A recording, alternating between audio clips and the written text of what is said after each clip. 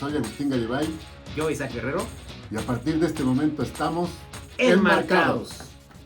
Hoy vamos a hablar de una marca muy emblemática, de origen alemán, que nos da para hablar de otras más. Seguramente los tendremos en capítulos posteriores, pero vamos a hablar de Adidas, esta marca monstruo de la industria deportiva, con todo lo que implica. Un poco de historia, un poco de análisis de qué han hecho en términos de merca y demás. Este es un podcast para hablar de marcas, de merca y de negocios. Y de negocios, así es. Y de estrategia. Y de estrategia, completamente. Porque no hay, nuevamente, no hay campaña sin estrategia, no hay estrategia sin inteligencia de negocios. Exacto. Y no hay negocio si no hay estos elementos. Así es. Sí, entonces, no busques vender si no estás haciendo nada de esto. Entonces, correcto. Es justo y necesario, crítico, prioritario y demás. Venga. Yo creo que todo mundo conoce la marca de las tres franjas, ¿no? Pero no quiero asumir. Entonces, vamos a empezar por el principio. Mi querido Isaac, ¿contamos la historia? Contemos la historia de Adidas. Venga. 1924, Alemania, después de la posguerra. De la Primera Guerra Mundial. Uh-huh. Y dos hermanos, Adolfo, Adi, y Rodolfo, Rudy, que empezaron a hacer cosas, ¿no? Sí. A mí eso me llamó mucho la atención. Son los hermanos Dassler. Adi, muy metido en la parte de desarrollo de producto. Así es, sí. En 1924, muchos años antes de su contraparte en Estados Unidos, Nike, empieza a hacer calzado para deportistas. Así es. Y Rudy se dedicaba a las ventas, ¿no? Entonces, ese es el contexto. En la Alemania de la posguerra, de la Primera Guerra Mundial, surge Geda, que es Gebrüder Dassler, ¿no? Fábrica de calzado de los hermanos Dassler. De los hermanos Dassler, de calzado. Tienen un momento cumbre en los Juegos Olímpicos de Berlín en 1936, esta maquinaria nazi uh-huh. de propaganda. Uh-huh. Y Jesse Owens, atleta de origen norteamericano, afroamericano, uh-huh. y gana. Y gana la prueba máxima del atletismo con esta figura de levantando el puño, ¿no? Muy en sintonía. Y los tenis con los que corrió eran de la marca Geda. Así es.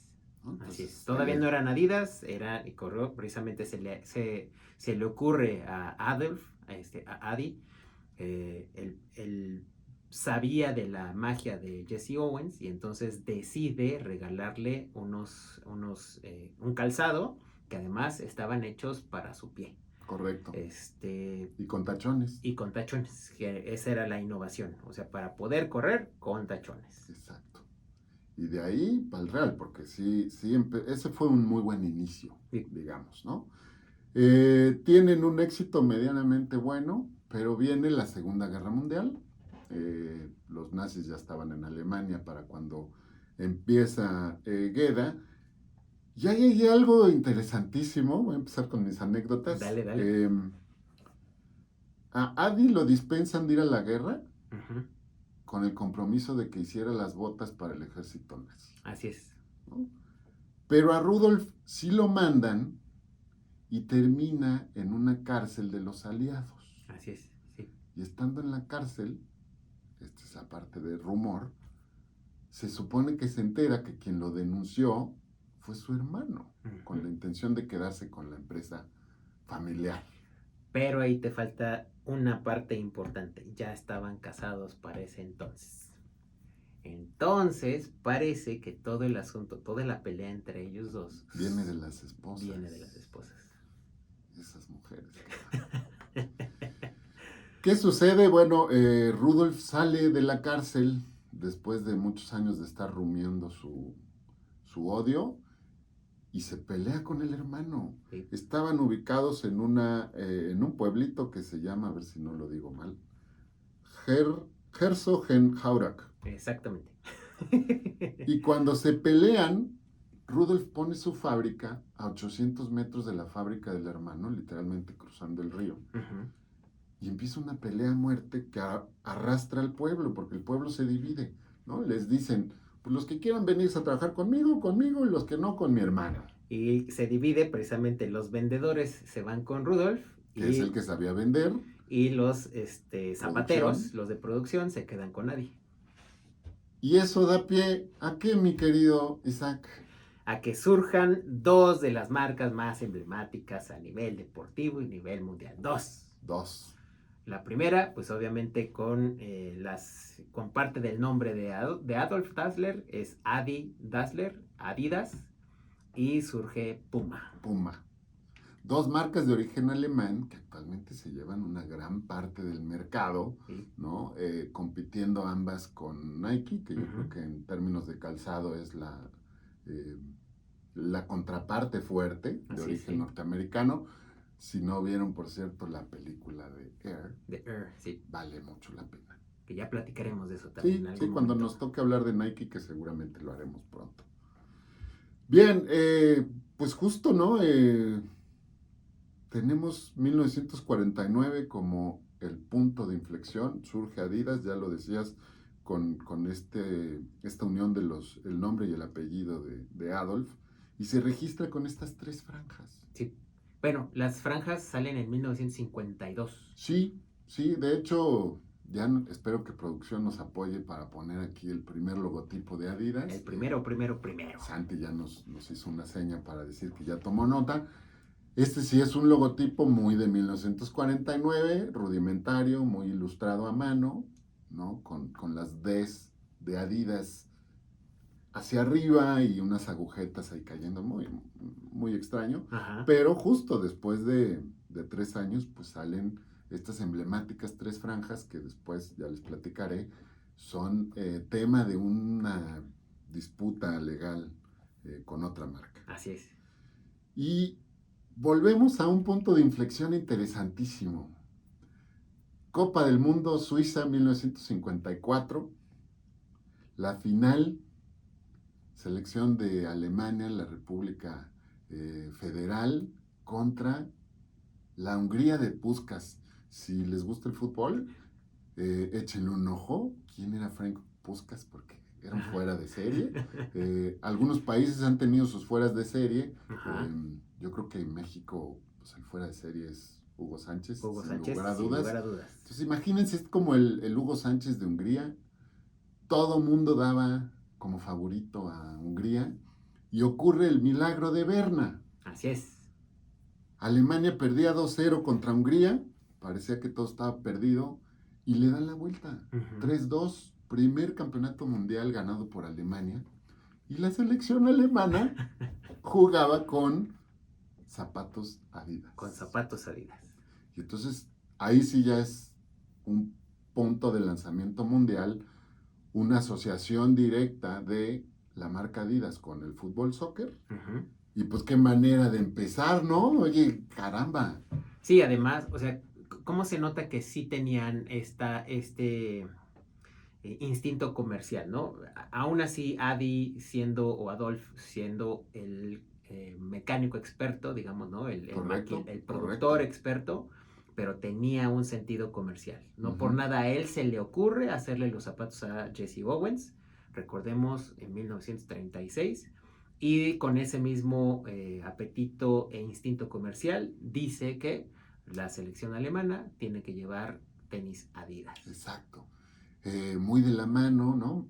Alemania siempre ha sido una nación que se caracteriza por muchas cosas. Por ahí me acuerdo de la frase de Gary Lineker en 1986 que decía: el fútbol es un deporte en el que juegan 11 contra 11 y al final siempre gana Alemania. Así es. ¿No? Esta resiliencia de los alemanes, oye, se recuperaron de haber perdido las 2 guerras mundiales, ¿no? Sí. Los ha llevado a muchas cosas, entre ellas en el deporte, a ser lo que son, pero también en la parte empresarial. Las marcas de origen alemán son marcas fuertes, robustas, que pisan fuerte en los mercados en los que están. Así es, completamente. O sea, no, hay varios sectores e industrias en las que compiten y son grandes competidores, ¿no? Correcto. O sea, ni siquiera son de los que pudieras considerar. Timoratos. Exacto, o de quintos lugares o cosas por eso. No, están compitiendo, peleando los primeros lugares. Viene 1967, la primera vez que Adidas se diversifica. Uh-huh. Saca una sudadera por primera vez al mercado. Y de ahí viene un momento también interesante en el que empiezan a pensar en el fútbol como un factor y visten a la selección alemana Uh-huh. para el Mundial de México 70. Ahora sí por completo era, te doy los zapatos, pero también te hago las calcetas, los shorts, la playera, los pants que van encima, Exacto. todo Adidas. Todo Adidas. Ahora, otra anécdota, otra acotación y anécdota con respecto al Mundial de 1970. Obviamente Pelé era la figura más importante del momento. Los hermanos acuerdan no competir por Pelé. Ese fue un primer acuerdo, ¿no? No iban a competir por Pelé. Pero al hijo de Rudolf se le ocurre, Horst. Exactamente, se le ocurre entregarle sus zapatos Puma, ¿no? No, entonces es el hijo de Rudolf. El hijo de Rudolf. Sí, es el hijo de tengo Rudolf. claro, es al hijo de Adi. El hijo de Rudolf se le ocurre entregarle sus tenis Puma, o calzado deportivo Puma a Pelé. Y entonces, pues obviamente, ¿no? Empieza otra disputa más. Empieza otra disputa más, porque habían acordado que no se iban a acercar a Pelé. Y entonces detona con esto algo que ya ahorita es un factor normal para nosotros, ¿no? Que es el patrocinio directo de eventos deportivos. No solo de personas. De personas, exacto. Sí, hablamos de patrocinios deportivos, que es una de las cápsulas que tenemos para ustedes. Y justamente es eso, ¿no? O sea, yo te voy a dar dinero y o especie, uh-huh, y tú vas a ser exclusivo de mi marca. Así es. Que ya había iniciado con Jesse Owens, ¿no? Correcto. Pero no lo habían pensado hasta que, digamos que como que se profesionaliza con el actuar con Pelé.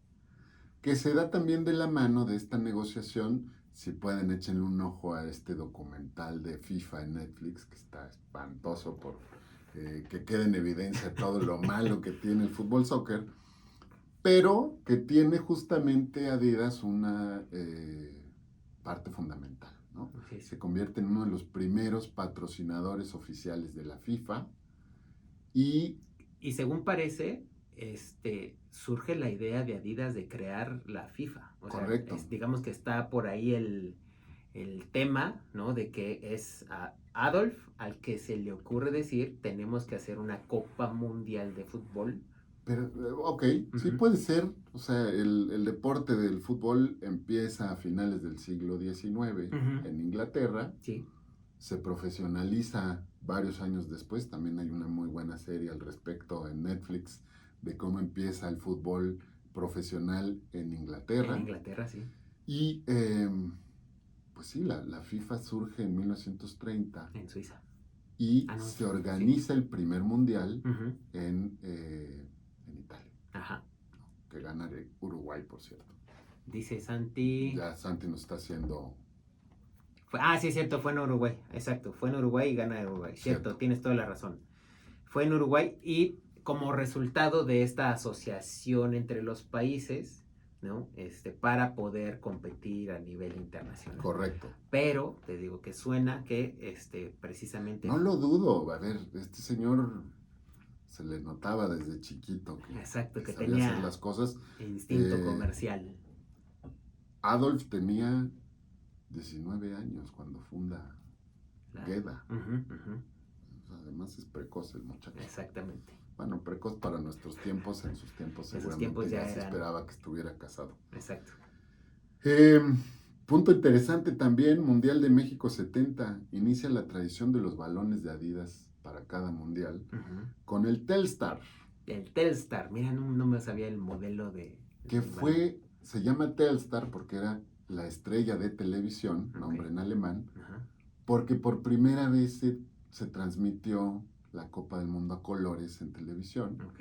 Y entonces tuvo un desempeño protagónico porque se veía finalmente, claramente, el balón El balón. en las transmisiones, ¿no? Ok. Entonces está padre, ¿no? Sí, sí, sí. Está padre. Y luego viene el primer cambio no de timón, Ujú, ujú. pero en 1972, en los Juegos Olímpicos de Múnich, Adidas presenta su icónico diseño del trébol, Ah, ok. ¿no? Antes, entre 1970 y 1972, fíjate que comienza a surgir la disputa porque como ya para la selección alemana habían ofrecido pagarles todo, entonces creo que, no sé, no recuerdo si fue un mundial, estaba Beckenbauer, creo que habrá sido el siguiente mundial. Beckenbauer, sí, fue en 74 que El fueron 70 para el campeones siguiente. Ah, ok. en Alemania. Entonces, para el siguiente mundial, los deportistas hicieron una huelga porque querían que les tocara parte Parte del dinero. del dinero del patrocinio. O sea, si ustedes van a ganar tanto la liga de Alemania Como la como la selección, selección, entonces a nosotros queremos nos una toca una lana. parte. Y Que es muy válido, sí, ¿no? sí, Porque, a sí, ver, el deportista es el que se mete a jugar, a sudar, claro, sí. ¿no? Los de pantalón largo están muy cómodos desde fuera viendo cómo estos 11 están ahí echándose Sí. sus partidos y firmando los cheques y ganando el dinero. Así es. Vean el documental de Netflix, está espantoso, pero en esa Espantosamente final, bueno. sí, o sea, nos da un atisbo de lo podrido que podemos llegar a estar los seres humanos Ujú. y cómo tristemente se ha lucrado con algo tan maravilloso como el fútbol. Así es, ¿no? sí. Imagen emblemática, el señor Beckenbauer con la clavícula dislocada, jugando con el brazo amarrado Ajá, con ajá. cinta, Y también la cabeza. porque no había cambios. Así es. No había cambios. Está cañón, pero bueno. 1978 muere Adi. Lo sucede en la presidencia de la empresa su hijo Horst, que se queda hasta 1987. Les voy a contar una anécdota de Horst. Ujú. Tenemos que dar un poquito de contexto. En 1979, Ajá, la Unión Soviética invade Afganistán ajá. y en el verano de 1980 se celebran los Juegos Olímpicos en Moscú Ujú. y Estados Unidos decide boicotear y no asistir por la invasión de la URSS a Afganistán. Así es. Y luego los siguientes Juegos Olímpicos son en Los Ángeles y entonces todos los países comunistas reciben un memo de Moscú diciendo no pueden presentarse a los Juegos Olímpicos. Boicotearon. Exactamente. Boicot comunista. Y entonces se da una situación muy interesante. Horst, que pues, también es un personaje muy variopinto, digamos, ¿no? Resulta que es muy amigo de Fidel Castro. Ok.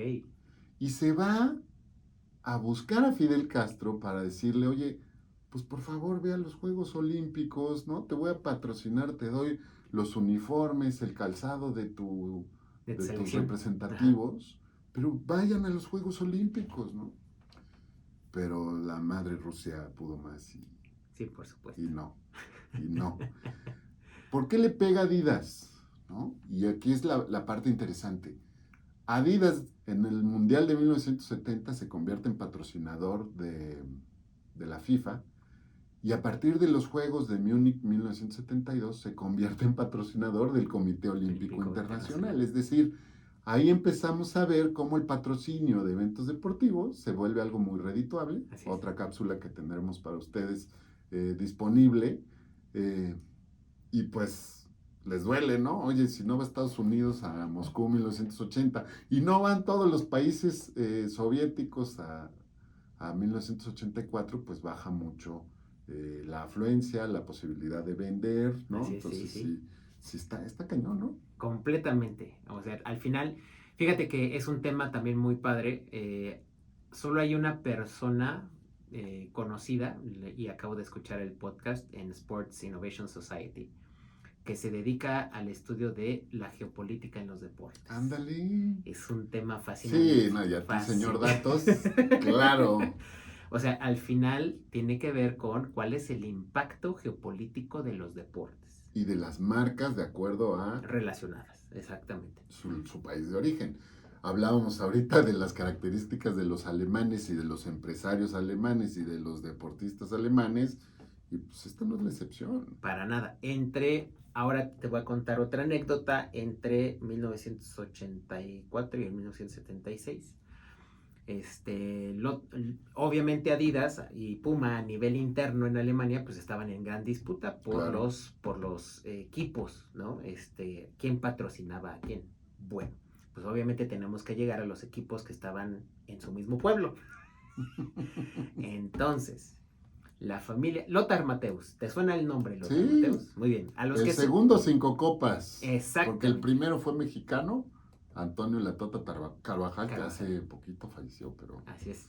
Pero sí, ese fue el segundo en jugar 5 mundiales. Entonces, el joven Lothar Matthäus tenía un gran enigma. Un gran problema. Exacto. ¿Por qué? Porque su familia había trabajado en Puma y Él Adidas. Jugaba en la selección y tenía que usar Adidas. No en la selección, en el equipo local. En el equipo local, patrocinado por Adidas. Y entonces se comienzan también a adaptar estas situaciones de los contratos. Claro. ¿Qué sí puede utilizar? ¿Quién y cómo y en dónde? O sea, fíjate cómo esta relación y al final este conflicto entre los hermanos, cómo detona cosas que hoy vemos singulares y normales o que se ven de manera regular ya en los contratos deportivos, ¿no? Correcto. Tanto para personalidades, que deportistas, como para marcas, como para equipos, ¿no? Entonces, en ese sentido sí me parece me parece fascinante que de esta disputa se detonen todo este tipo de elementos que ayudaron a establecer el blanco y negro de los grises de esas épocas. Correcto. ¿No? De nuevo vean Air, ¿no? No sé ahorita en qué plataforma esté, porque está hace en unos Prime Video. meses Prime Video. Justo empieza a hablar de eso, ¿no? Oye, ¿cómo se da este manejo de las estrellas, particularmente en el básquetbol? Ajá. Pero es el punto de partida para que Nike se convierta en una marca internacional. Así es, completamente. Entonces, lo interesante es poder identificar dónde surgen estas prácticas precisamente del marketing deportivo. Ya comencemos a hablar también un poquito del tema, sí, ¿no? Porque lo teníamos aquí pendiente. De cómo van surgiendo y que pues obviamente Nike hereda ciertas cosas que se hacen en el marketing deportivo dada la rivalidad entre Adidas y Puma. Entonces, la verdad es que me parece muy interesante. Es un tema que a mí siempre, por inquietud personal, me ha invitado como a irlo descubriendo, porque es fascinante. Estos detalles de, ¿no? O sea, simplemente el hecho de el equipo es patrocinado por tal, pero tú, jugador, puedes hacer esto. ¿Qué se ve? También hay una disputa entre Reebok, Nike y Jordan, muy interesante precisamente en Barcelona 82 creo que fue, en el equipo de básquet, en el primer Dream Team.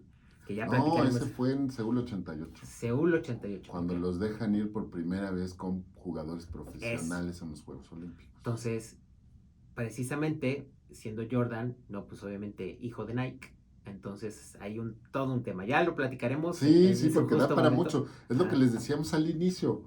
Estamos hablando de Adidas, pero eventualmente vamos a tener que hablar de Nike, de Puma, de Reebok. Así es, de Converse. De Converse también, en el ecosistema de básquetbol norteamericano, que eran los amos y señores. Sí, Converse tenía la exclusividad de la NBA, cuando estaba Magic Johnson, pero es con Jordan que se rompe toda esa hegemonía. Y que además tenían esta... Bueno, no, ya vamos a platicarlo cuando nos regresemos a Adidas. Sí. Oye, fíjate que a la muerte de Horst, la empresa cae en un bache. ¿Que muere en? Muere en 1987. Ok. Justo en la época del marketing deportivo del cual salimos tú y yo. Exacto. Ok. Sí, porque ahí ya justo veíamos a Jordan, Ujú, que fue el primero, pero también las Olimpiadas de Seúl, ujú. ¿no? Con muchas marcas ahí y muchos aspectos que tienen que ver con esto. Pero el bache fue tremendo, tomaron malas decisiones de producción, se llevaron la producción a otros países, perdieron identidad, ¿no? Y llega Robert Louis Dreyfus, un francés, Ujú. en 1993, y se le ocurre traer a dos ex Nike para que le ayuden a ver cómo pueden mejorar. Y es muy curioso porque estos dos señores los invitan a Alemania, tenían pensado ir a las plantas productoras que unas estaban en Medio Oriente y otras estaban en Asia, pero primero deciden ir al pueblito de origen de Adi y en el pueblito tenían un museo. Estos dos señores llegan al museo y dicen, crisis de identidad, ¿de qué están hablando? ¿De todo lo que tienen aquí? Ajá, ajá. Se encuentran unos escritos de Adi y se les ocurre sacar la línea de Adidas Originals, Ok. ¿no? Tratando como de recuperar esta herencia de marca, todos estos elementos que... A ver, Adi fue un fuera de serie, innovador en la industria, pero también en la producción de Sí, sí. calzado deportivo y demás. Y entonces, claro, ¿no? Es un parteaguas. Dreyfus, ¿qué es lo que hizo? Regresa a lo básico, ¿no? Te Ujú. digo, descubren estas notas de Adi y se vuelven una revolución interna, pero también reduce la línea de producción, la cantidad de productos que se hacían, colocó un nuevo equipo en la dirección y aumentó la inversión publicitaria y Ajá. con eso le da un golpe de timón que recupera 13% las ventas. Está cañón, ¿no? Está cañón. Y lo que marca, recordemos que también, ¿cuál es el objetivo de nuestro podcast? Es para que vayan entendiendo, ¿no? Tienes una marca con historia, échate un clavado, por favor, hasta conocer el fundador. ¿Por qué ¿Correcto? el fundador quiso hacer ese producto? ¿De dónde le venía? ¿De dónde le nacía? ¿Cuál era su visión? ¿Hacia dónde quería ir? Porque normalmente el fundador no alcanza a crear toda su visión. Entonces, mientras más te puedes echar a los archivos históricos y entender desde dónde estaba creando tanto el producto o la empresa ¿Y la estrategia? y la estrategia, se van a poder entender muchas, porque esa esencia se puede recuperar para crear una nueva estrategia, ¿no? Estos consultores incluso van y entrevistan a gente que trabajó con nadie y obtienen una cantidad de información. Viene a colación este término Uh-huh. que es identidad de marca, Uh-huh. ¿no? Que es otra de las cápsulas que tenemos ahí disponibles para ustedes y que tiene que ver con esto. Oye, sí son las tres franjas, pero ¿qué significan las tres franjas? Las franjas, vamos a darles un significado, Uh-huh. vamos a proyectar hacia adelante y viene un cambio en la imagen de marca, el tercer logotipo que es ahora el triángulo, con las tres franjas, Uh-huh. ¿no? Que visualmente además es mucho más fuerte, mucho más moderno y dinámico, más estilizado, dinámico, entonces pues es un hito ahí interesante. Con todos estos cambios en 2006, Interbrand, lo que ya no nos dijiste es qué significan las tres franjas. no lo tengo anotado por acá, Ok, muy bien. pero sí, lo vamos a poner. Vamos a. Bueno, sí, sácalo. Vamos a buscarlo. En este momento te digo, Eso es todo. Interbrand en 2006 Uh-huh. cataloga a Adidas como la marca número 71 Ajá. con 71. un valor de marca de 4.3 mil millones de dólares. O sea, después de haber caído en un bache desde 1988 Uh-huh. hasta 1993, que viene el repunte de la mano con este francés, le dan la vuelta de una manera tal que empiezan a subir y a subir y a subir. 2006, Órale. 13 años después del inicio del resurgimiento, Ajá. 71, marcas número 71 con 4.3 mil millones de dólares de valor Órale. de marca. Listo, ya tenemos el Ahí está. significado. El logo de las tres florecitas. El trébol. El trébol, así es. Significa la diversidad de productos, mientras se incorporaban también las tres líneas, recordemos que originales, ¿no? Y las tres hojas representaban Norteamérica, Europa y Asia, sus mercados. Sus mercados principales. No estaban contemplando África, a lo mejor hoy ya le pueden ir poniendo una Así es. hojita más, ¿no? Completamente, pero al menos digamos que esa era la visión. En ese momento. O sea, ya tenían una visión de vamos para todo el mundo. Exacto. Que lo puedo entender ya digamos que analizándolo desde la perspectiva de comunicación, ¿no? Ok, si esto representaban las tres hojas, entonces lo puedo resumir en las tres franjas, ¿no? Exacto. Es los mercados a los que vamos. Entonces, esa es la historia de tanto de las tres hojas como la de las tres franjas. Y luego, como colofón a esta parte, de la mano de los arcos dorados de McDonald's y la ola de la marca Coca-Cola, Okay. Las tres franjas de Adidas son un ejemplo de las tres marcas cuyos elementos de identidad de marca son reconocidos casi mundialmente. Sí, están a ese nivel. O sea, sí lo puedo ver, ¿no? Tal cual. Y más por el origen histórico que tienen de principios del siglo XX y el desarrollo que tuvieron con el siglo XX. Exactamente, porque de nuevo no podemos dejar de contextualizar. Es una empresa que surge en la Alemania en la posguerra en 1924, antes de la caída del sistema en 1929, y luego como Adidas surge en 1949, en la posguerra de la Segunda Guerra Mundial, de nuevo con una Alemania ya no solo destruida, sino además dividida, y triunfan. Si eso no es resiliencia, yo no sé qué podemos hacer, ¿eh? Y otra anécdota justo en la parte de la Segunda Guerra Mundial que también, o sea, suma para su crecimiento, es que precisamente los americanos le dijeron, necesitamos que sigas haciendo zapatos. Tal cual. O sea, recordemos que los aliados llegan a Alemania y ponen orden y le dicen qué hacer. Exacto. Entonces, a Adidas... En la Alemania federal. Ajá.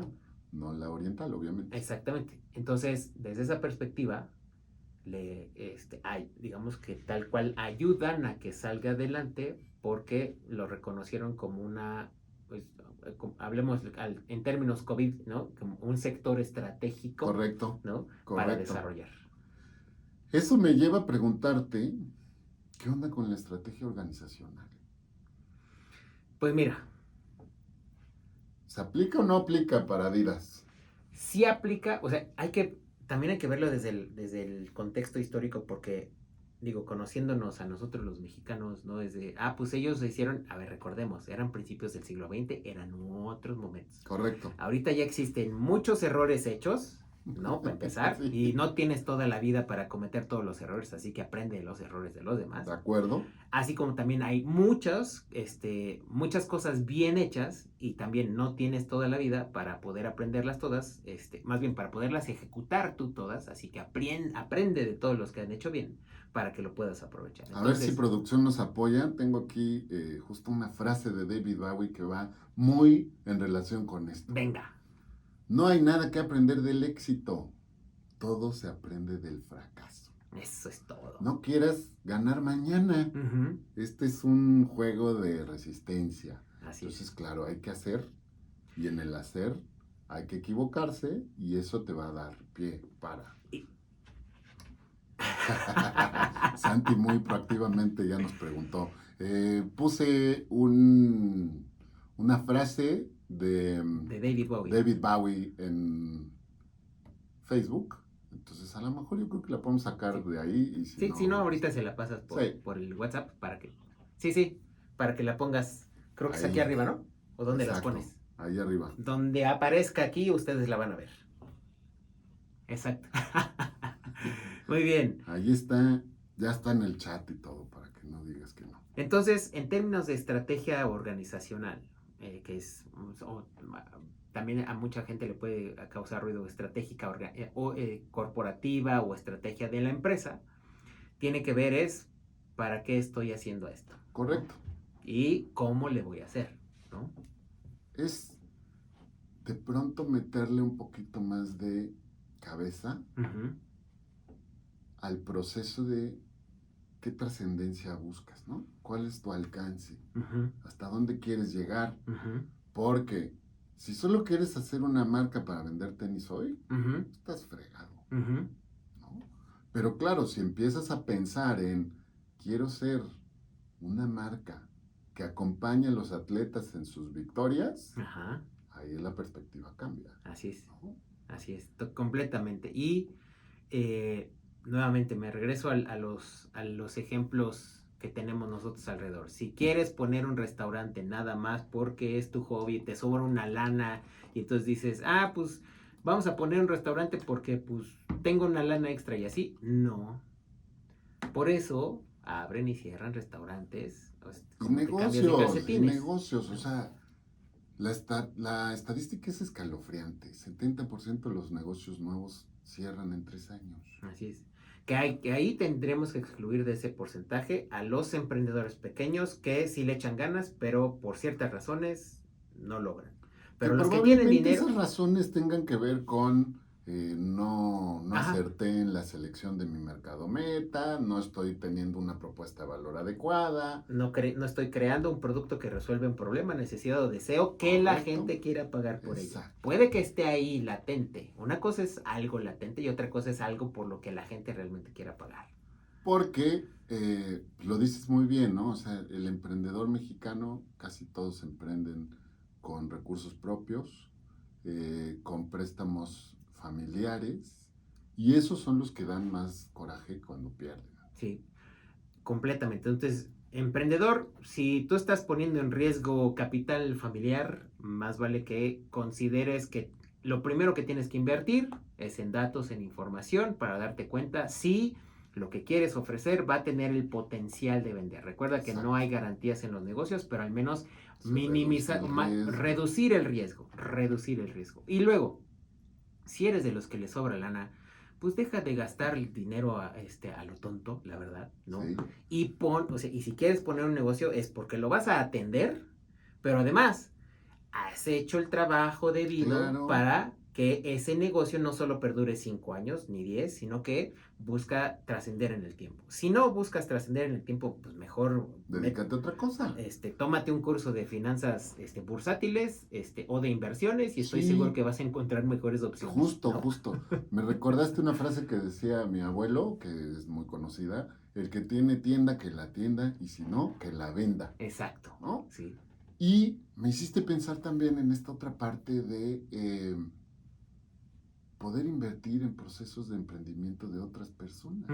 Así. Hoy tenemos esta posibilidad a través de muchas opciones que, oye, pues estoy viendo que esta persona tiene una gran idea de negocio, pero necesita juntar $1,000,000 para poderla hacer. Pues inviértele ahí, compadre. Así es. O sea, detona, ¿no? Si tanto te gusta el poner negocios, pero no te quieres hacer cargo de ellos porque, o sea, también hay que aceptarlo. Si no te quieres hacer cargo de esos negocios, entonces eres un inversionista. Pero no quiero ser inversionista, el que toma las decisiones y el que vende. Porque no. Si eres inversionista, pones tu dinero y extiendes la mano para cuando te lo vayan a pagar de Exacto. vuelta. Y das consejos para que crezca bien. Si te los piden. Pero digamos que provees valor para que crezca el negocio. Exacto, ¿no? Pero nada de meterse ahí dile al director general que por favor convoque una junta que le voy a decir qué tiene que hacer. Exactamente, porque así no es la cosa tampoco. También necesitas aprender cómo actúan los inversionistas reales. Exacto. ¿no? Esto es Shark Tank, Sí. Luego es lo que me genera ruido, ¿no? Sí te voy a invertir, pero entonces haz esto y esto y esto. No, güey. No va por ahí. Seguimos con Adidas. Seguimos con Adidas. Hay una cuestión muy interesante en 2008. Son los Juegos de Beijing, olímpicos, Ya les habíamos comentado, Coca-Cola y Adidas son patrocinadores tanto de el Mundial como del Comité Olímpico Internacional, por lo tanto están en estos binomios del Comité Olímpico Internacional de ir a unos Juegos Olímpicos de invierno y unos Juegos Olímpicos de verano. Pues se meten como patrocinadores a los Juegos Olímpicos de Beijing y les juegan chueco. Sucede este factor que definimos en otra de nuestras cápsulas, que es el ambush marketing o marketing de emboscada. Y una marca... Bueno, que ya lo había hecho. Ya porque el término se acuña en 1988 y hay varios ejemplos. Sí, ¿no? sí. Y yo me acuerdo cuando estaba trabajando en Polanco, precisamente fue en 99-2000, ¿sí? 99-2000. Precisamente Nike hizo ambush marketing durante el Mundial. Entonces, muy interesante. Sí, creo que fue después, ¿eh? Creo que fue para el Mundial de 2006 en Alemania. No, es que yo estaba en Polanco, o sea, me acuerdo que estaba por ese momento. En ese momento, porque caminaba, acuérdate que había compartido que caminaba yo tanto en el metro como en las calles. Sí. Y el balón, ¿te acuerdas que era el balón que rompía los vidrios? Uh-huh. Justo fue en ese momento en el que yo estaba trabajando ahí. Yo te cuento la parte que me tocó a mí vivir de ambush marketing es en 2006 para el... Bueno, a lo mejor sí fue ese momento, ¿eh? O sea, era para el Mundial de 2002, tal vez. No, porque no había yo llegado a DDB. Fue 98, Francia 98 2002, y luego 2002. Era para el 2002 Japón. Ese fue el último Mundial en el que Nike patrocinó a México. Sí. Entra Adidas como patrocinador oficial de la selección mexicana.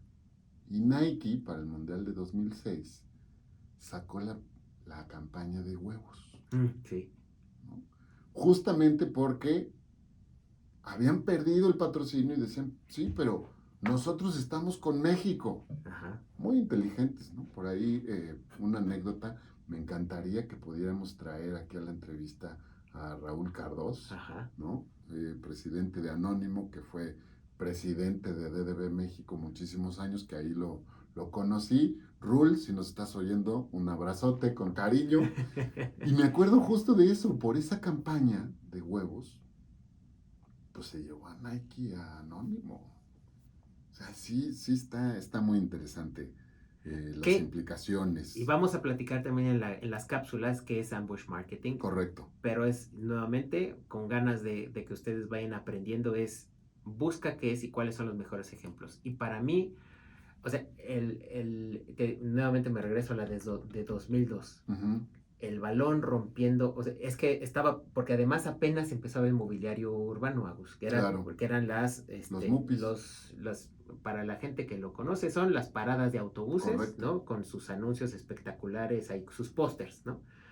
Entonces, imagínense Polanco atascado de este tipo de estrategias. Y es más, había unos que vinculaban hasta dos paradas de autobús, una con la imagen del cristal roto y al siguiente el balón incrustado, ¿no? En la parada del autobús. Y luego hubo un edificio, no sé si lo ubicas, edificio como si estuviera roto, con el balón roto que había caído, un balón gigante que había caído en la esquina. Obviamente no puedes ir ni Copa del Mundo ni Mundial. Porque no eres el producto oficial. Y no puedes decir varias palabras, pero sí puedes aprovechar el momento. Entonces, y hay maneras efectivas, porque hay otras marcas que como que lo han querido hacer. Más de manera timorata. Ajá, pero si lo vas a hacer, hazlo bien. Claro. ¿No? Hazlo bien. Pues esto es lo que hizo un chino con su marca. Es un chino atleta olímpico de muchos años, multicampeón. Saca una línea de productos y en Beijing les roba protagonismo a Adidas, pero Adidas dice, no, pues el Comité Olímpico me va a defender. Ajá. Y el Comité Olímpico dice, yo me lavo las manos, tú te arreglas con el señor y adiós. Y entonces perdieron una cantidad increíble de dólares porque pues este señor aquí tengo la empresa porque se los comento en la cápsula, Li Ning se llama la marca. se los madrugó, literalmente se los madrugó, es el ambush marketing, un muy buen ejemplo de, y pues Adidas no buscó quién se la hizo, sino quién se la pague, y en 2008 gana un juicio contra la marca Payless, que terminó por pagarle 305 millones de dólares de compensación por haber sacado al mercado unos tenis que tenían 4 franjas. 4 franjas, que también se fueron contra K-Swiss. También porque tienen también 3 franjas, no estaban registradas como las de Adidas, Ajá. pero no le costó tanto a K-Swiss. Así es. ¿No? Supieron negociar por fuera y listo. Digo, yo no sé cuánto haya valido Payless, pero si tienes que pagarle 305 millones de dólares a una empresa como Adidas que los genera con un parpadeo, Sí. pues seguramente te genera un hoyo financiero enorme. Completamente. Para que nos demos una idea de cuánto se gana, los patrocinios mundiales del Comité Olímpico Internacional Ajá. generaron utilidades para las marcas participantes en este periodo de 2001 a 2004, que fueron los Juegos Olímpicos de Invierno en Salt Lake City Ajá. y Beijing, por 663 billones, o sea, 1,000 millones de dólares. Así es. Recuerden que muchas veces cuando la gente dice billones, lo está diciendo en formato gringo. En formato gringo, que son 1,000 millones digamos que hablando bien de las cifras, ¿no? Pero estamos hablando de utilidades.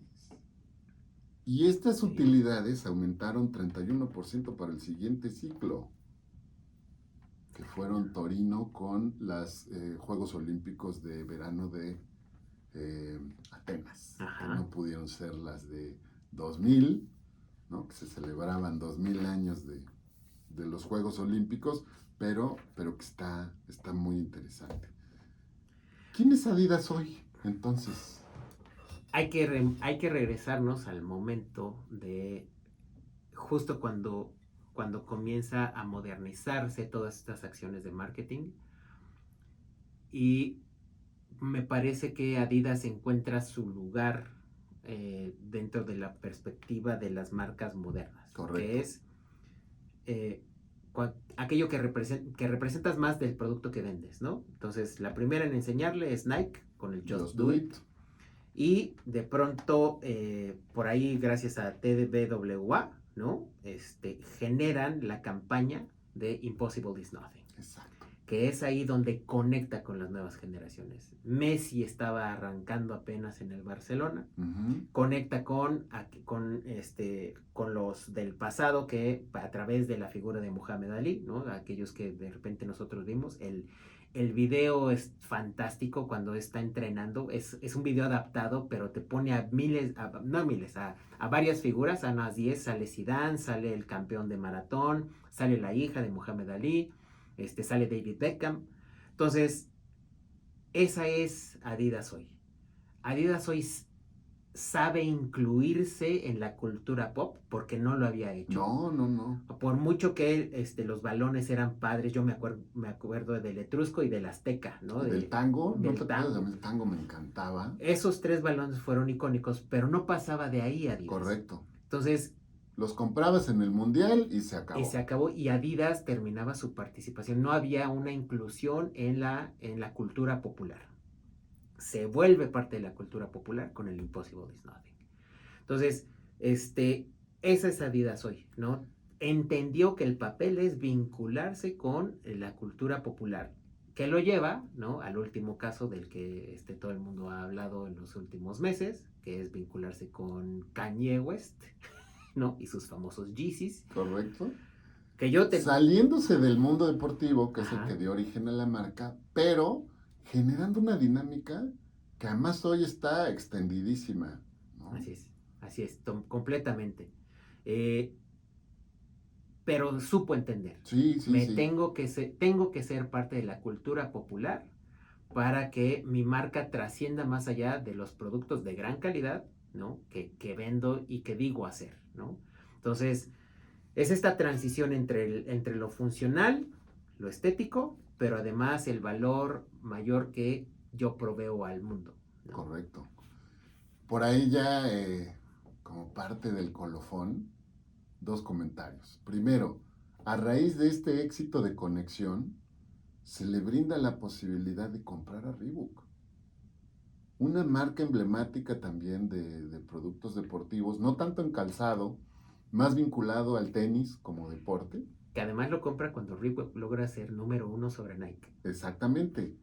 O sea, no estamos hablando de cualquier cosita. En Estados Unidos, En en Estados Unidos.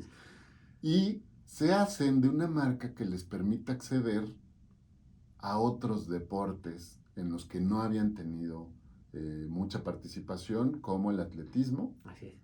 Que empezaron con el atletismo, con Así Jesse Owens, pero regresan al atletismo a partir de Reebok y al tenis, ¿no? Que también tienen ahí algo muy emblemático y muy interesante. Sí, completamente. Y el otro comentario va en función de, no sé si lo has notado, pero cada vez es más aceptado socialmente que tú asistas a un evento social vestido con ropa deportiva. Sobre todo las mujeres, ¿no? Utilizan los leggings, ¿no? Pero ahora, no sé si te ha tocado, bodas en las que la novia en lugar de tacones trae tenis. Sí. ¿No? O sea, ya estamos en un nivel que por supuesto a mí me encanta, ¿no? No voy a decir cuestiones personales, pero los que me conocen saben que yo sería feliz viniendo de tenis a dar clases. Cada vez más, cada vez más, cada vez más. Y entonces ahí es cuando dices, oye, Adidas no lo está haciendo mal. Es decir, oye, te estás vinculando con una figura de la música popular, bueno, pop. Estás generando que ya no solo... Bueno, no es pop, es rap o rhythm and blues. Ya no solo los raperos sean los que lo usen, sino ya es un rango enorme. Sí, ahorita me hiciste que me acordé de la canción de My Adidas de Run DMC. Exacto. No. Ahora, rápidamente que no fue pagado, ¿eh? Que no fue pagado. No fue pagado. Rápidamente la anécdota. Era un momento en el que se hizo una división entre los raperos y los heavy metaleros. Era una división importante. O sea, imagínense, ¿no? En ese tiempo y en ese momento era una división importante. Tú eras metalero, tú eras rapero. Pues bueno. No se mezclaban, no se iban juntos. No se llevaban. Y Run DMC detona como grupo rapero con esta canción de My Adidas. Bueno, entonces después de My Adidas viene la mezcla, y que es la que ustedes conocen de Walk This Way con Aerosmith. Que era una parte rap y una parte metal, y la verdad es que y además el video sale rompiendo paredes entre los dos géneros musicales. Le voy a preguntar a mi productor, ¿podemos meter un pedacito de la rola o no?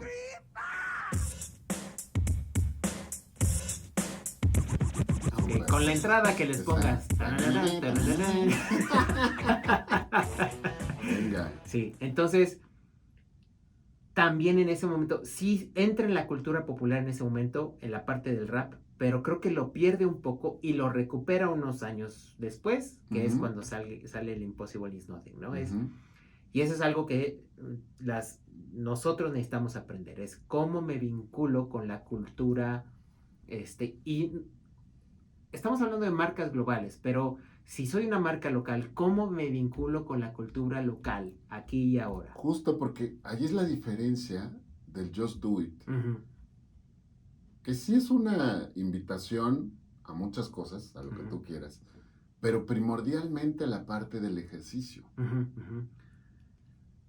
En cambio, el Impossible Is Nothing es mucho más general, te saca del contexto deportivo, y Adidas lo hizo muy bien, invitando a personalidades de muchos ámbitos a participar en sus campañas, y como dices, de repente haciendo estas adaptaciones regionales con figuras que a lo mejor no tienen sentido a nivel global, pero sí a nivel regional. Sí, y fue cuando, o sea, entendiendo esto, fue cuando la marca comienza a trascender realmente, ¿no?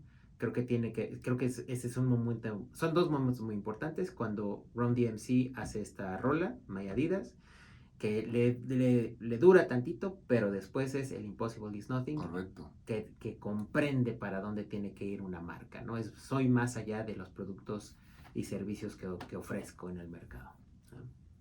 ¿Tienes algún otro dato que quieras aportar? No, hasta ahorita ya sí. Muy bien. Estamos. Te voy a preguntar, que no te habíamos preguntado, no nos habíamos preguntado, ¿con qué te quedas de este caso de Adidas?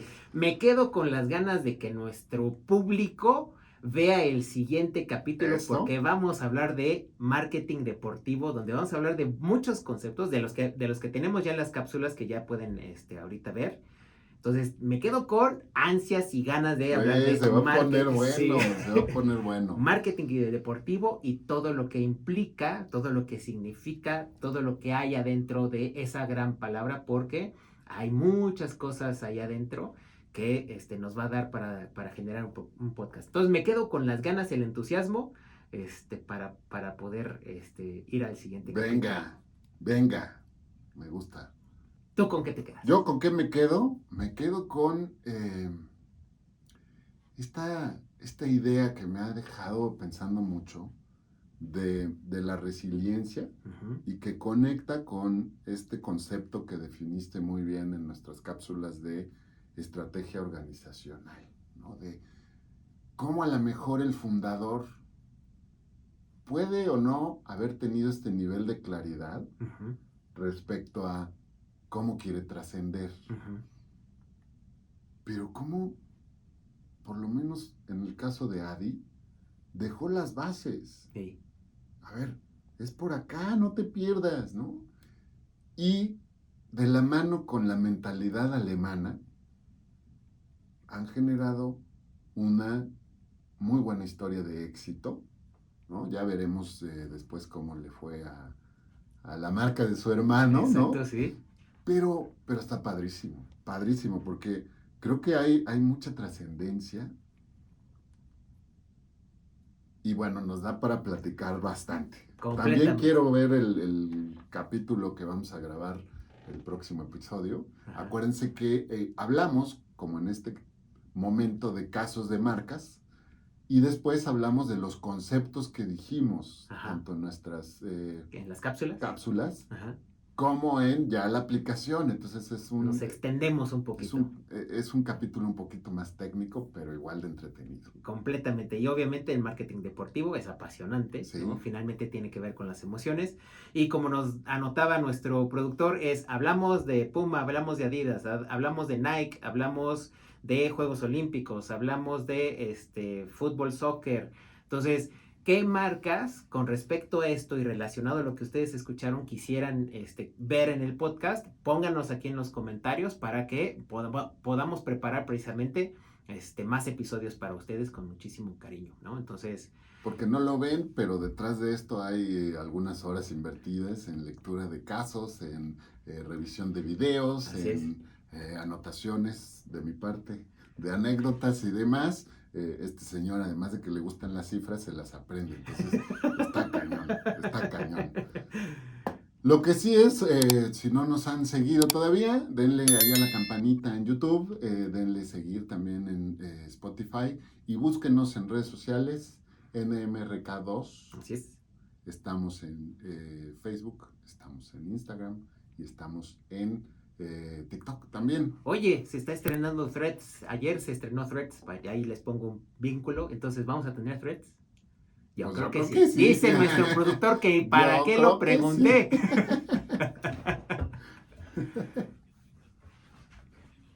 Bien. Ok, entonces dice nuestro productor que sí, que ya pueden contar con nuestra cuenta de Threads. Eso. ¿Dónde te encontramos, mi querido Isaac? Me encuentran en Instagram, Isaac Guerrero Jaimes, todo junto, así pegadito. Es la red social en donde más interactúo, porque pues obviamente me encuentro muchos datos y publico muchas cosas interesantes que ya los... Muchas historias. Sí, muchas la verdad historias. Es que... Y luego voy vinculando, entre las historias que publico, publico reflexiones al respecto, entonces... Ayer te mandé la nota y hoy no lo platicamos, yo creo que lo vamos a platicar en el de conceptos. El tema de las figuras femeninas. Menciónalo, pero de ya.